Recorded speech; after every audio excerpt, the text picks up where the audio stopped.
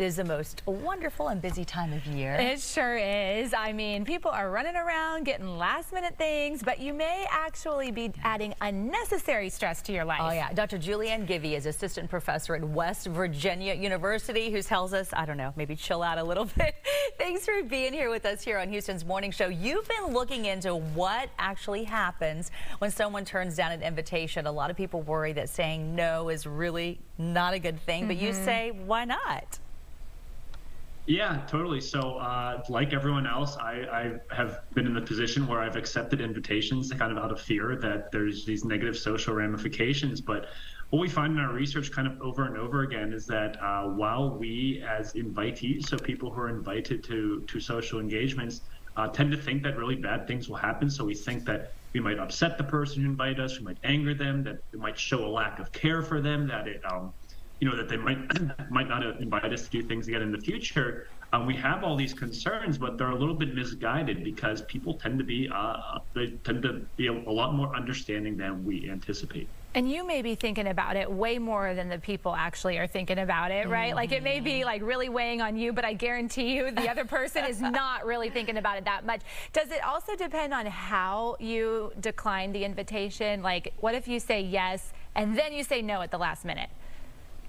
Right. So that I think would be kind of bad, right? Because there it's sort of like it's not like just a no off the bat. I think it's fine, right? Because as this research is kind of showing, with that people aren't getting they're kind of more understanding, right? They understand you have other things going on, that maybe finances might be playing a role or whatever.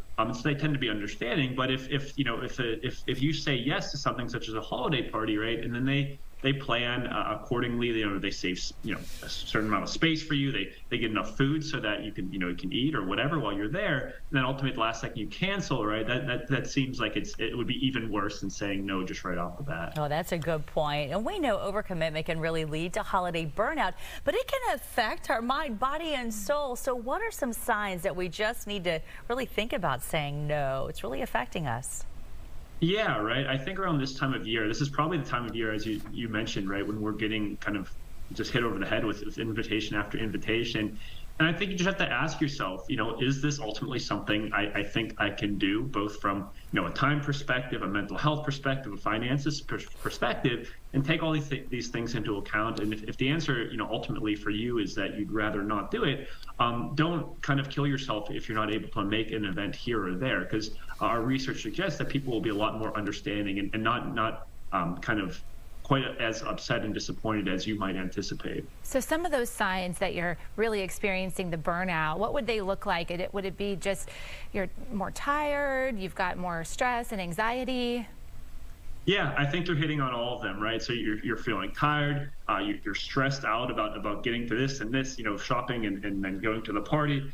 You're just overly anxious, and whenever you hit a point where it's feeling like it's more chore than a social and fun gathering, I think that's a good sign to tell yourself, okay, maybe I've bit off a little bit more than I can chew. Maybe I can just skip, this event here and give me some time to just sit at home and relax and watch Netflix. That sounds amazing. Yeah, just relax a little bit. But we know that people are going to go to those parties. They are going to stretch themselves a little bit thin. But how can we find that healthy balance at the end of the day?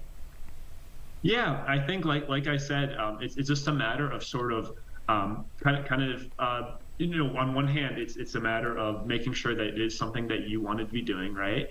And then in addition to that, kind of just try to remember that it's not going to be the end of the world from the other person's shoes, right? So our research is showing that while we think it's the worst thing if we decline an event, ultimately they're going to be far more understanding. So you can always kind of remember that, right? And kind of try to put yourself in their shoes. Think about when you have invited someone and they've declined you, that may kind of ease your concerns, so to speak.